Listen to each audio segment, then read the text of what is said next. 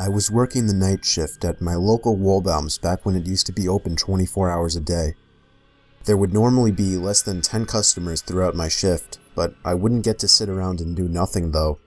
They wanted me to work on stock when I wasn't helping a customer.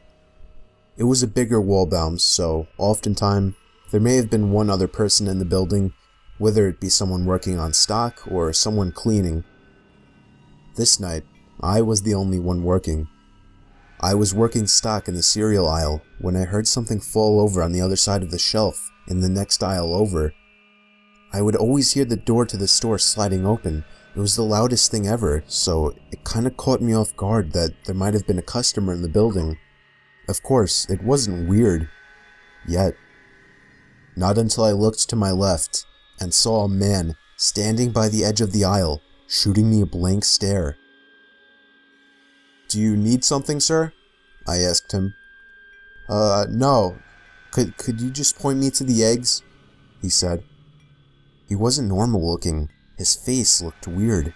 Not exactly ugly, just unusual. Like his upper lip kind of came out too far. Almost like a Simpsons character. I was a bit uncomfortable that I had to deal with ringing him up. I hurried to finish the cereal aisle, and when I was done, I began to bring the U-boat cart to the back room. I was stopped halfway when the same guy cut me off through the middle section of the aisle. I want to note this guy was probably in his mid-30s, and at the time, I was only 22, though I looked much younger. The guy stopped me and started trying to make awkward small talk. He started by asking me my name, how old I was, if and where I went to school, and why I was doing the night shift. His questions started to get weirder when he asked me if I went to parties a lot and if I had a girlfriend. I told him I didn't, and then he asked me if I've ever had a boyfriend, while putting his hand on my shoulder. I immediately started walking away with the cart, but he followed me. I told him I wasn't into whatever he was thinking about. I went faster and faster until I finally made it to the back storage room. He didn't follow me in. I wasn't supposed to stay back there for extended periods of time to avoid customer theft. I decided it would be best to just wait for him by the register so that he would ring his stuff up and leave. But I waited there for at least 20 minutes. He never came. I decided he was gone, and whether he stole the eggs and something else, there wasn't anything I could do now. I had to go to the bathroom, so I took a quick jog to the back of the store and into the employee bathroom. Moments after sitting on the toilet, my heart dropped into my stomach as I heard the bathroom door open. I choked the urge to say something. Something like, "You can't be in here," but I didn't want to give away my position. I lifted my leg so that I wouldn't be visible from under the stall, and what happened next was simply horrifying. I sat there for the longest time, looking at the floor, not moving a muscle. When I finally looked up, I could see an eye peering through the crack of the stall door. I screamed. I knew I was trapped. I knew I had one shot at making a move. I grabbed the box cutter in my pocket and began sliding it through the crack of the door, forcing him to move his eye away. I took that chance to slam the stall door open in his face and hightail it out of the bathroom and all the way out of the store. I called my boss at least 5 times before he finally picked up and explained everything. He told me to call the cops, and so I did. Of course, the man wasn't in the store anymore by the time the cops showed up. I only did the night shift twice after that, and luckily didn't see the man again.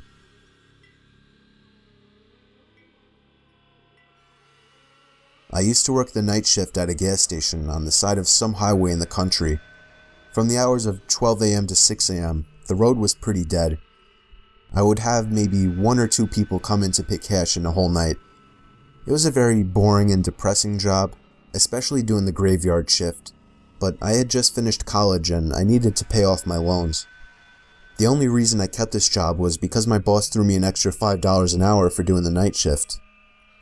On this one cold December night, I was doing my usual thing, reading the newspaper, playing games on my phone, and whatnot, when I noticed the headlights of a car pulling off the highway into the parking lot. It was a red pickup truck. Somebody stepped out and shut the door. I went back to reading the paper as I saw that he was standing by the gas pump. I assumed he wasn't paying cash. I looked up a few moments later and saw that he was still standing in the same position, staring at the gas pump. I almost felt obligated to go out and help him. He was obviously confused.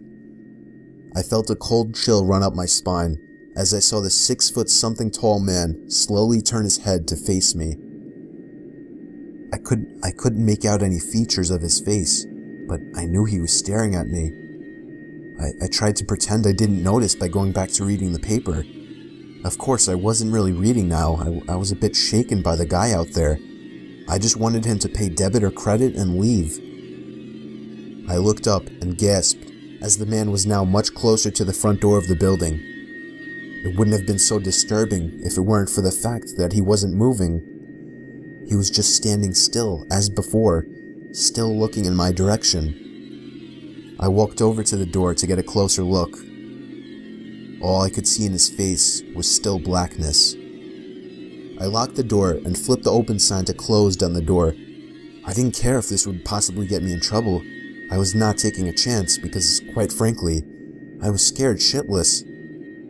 I walked back behind the counter and sat down on one of the containers on the floor just so I couldn't see the man outside anymore. I stayed in that position for a good 5 minutes, texting every friend I have to see who was awake. I was desperate to tell somebody about this. When I finally got up to check that he was gone, I let out a full scream as the man was now right outside the door. I picked up the phone on the counter and called the police. The operator was reluctant to send somebody over because of the way I described the situation, but I persuaded them. I hid behind the counter, balled up like a child. I began to hear heavy thumps at the door, not innocent knocks to catch my attention. I mean thuds and thumps, trying to break down the door. And then eventually it finally stopped. I heard the sound of a car starting outside and then driving off. I looked outside and he was gone. A patrol cop along with a state trooper pulled into the parking lot. I reported the red pickup truck and told them which direction I thought he went in. I couldn't describe his face as all I saw was blackness. Of course, there wasn't much the police could do as the man didn't really do anything. I left that job a few months later to a job in the city.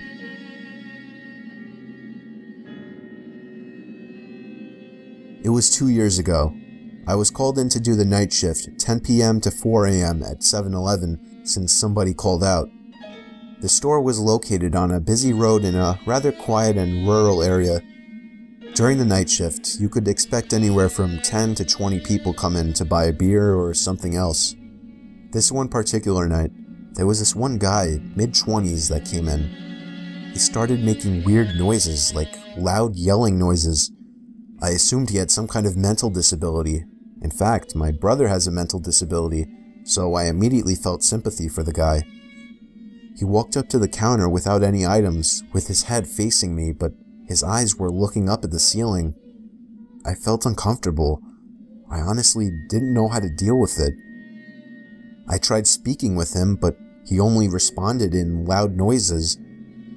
I kept checking if he was with someone outside, but he was alone. There weren't any cars in the parking lot, so I assumed he walked. He stood there for so long, looking up at the ceiling and making noises, that I tried to get him out by handing him a bag of chips and telling him he can go. I tried finding some kind of number to call for someone to help him. Then, out of nowhere, he finally turned around and walked out of the store. I felt so horrible for the man, but at the same time, I felt a bit creeped out. About an hour later, the phone on the counter rang. I picked up to hear the familiar yelling sounds of the man from earlier. It caught me off guard. I didn't know what to think, other than this has to be some kind of prank. I hung up on them and was now becoming paranoid of my surroundings, constantly checking the outside through the windows. Come 4 o'clock, the person working after me came in, finally allowing for me to go home. It wasn't my problem anymore. I got home and threw all my stuff on the table, ready to get to sleep. but my phone rang within a minute after entering the door. I felt a chill run down my spine. Why would someone be calling at 4 a.m.? I could only imagine it was bad news. I braced myself and picked up the phone to hear the man again. I felt sick to my stomach as I listened to the loud noises he made. I struggled to slam the phone to the receiver. All night I felt like I was being watched, even with all the blinds shut. And I could swear I heard strange noises coming from all over my house. I refused to get any sleep until the sun came up. Weeks passed and I had forgotten about the incident, until one day, when going into the basement for the first time in a while, I found that papers had been scattered all over the floor, and when I went into the basement closet, I found writing on the walls. 7-Eleven had been written in Sharpie on the wall, along with the address to the 7-Eleven I worked at and my house address.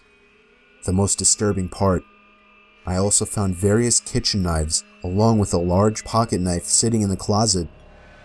What started out as seemingly just an innocent person turning into something of a prank ultimately turned into something much more horrifying. He had been living down there for God knows how long, and I'm just grateful that for whatever reason he changed his mind and left, because I haven't seen or heard from him since. All I can say is that man is dangerously ill.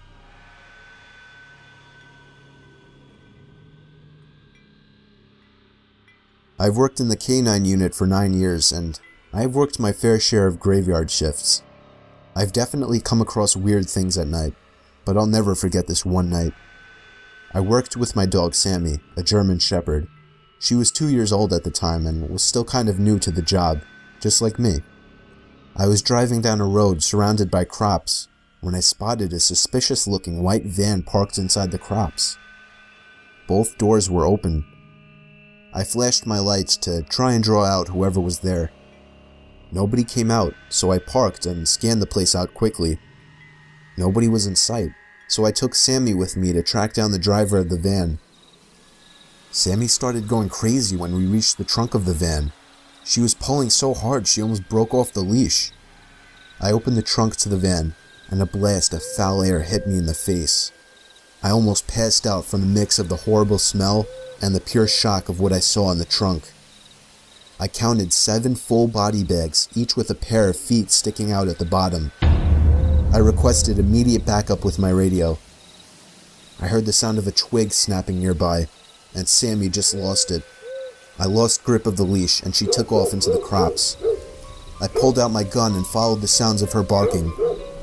As each and every crop hit me in the face, I felt as if something would reach out and grab me. I stopped when I could no longer hear Sammy's barking. But as I stopped, the sounds of movement did not. I realized I heard movement in all directions. I had never experienced such fear in my life. I stood still as the movement around me stopped. And then, out of nowhere, I felt 2 arms wrap around my throat. I couldn't breathe. I couldn't fight. I was going to die. And then, I heard the sound of Sammy's bark, followed by the scream of the man choking me as Sammy bit down on his leg. The next thing I did is something that I still question if it was appropriate doing to this day. I turned around and pulled the trigger, killing the man. I grabbed Sammy by the leash and ran all the way back to the car. I could tell people were following us from behind.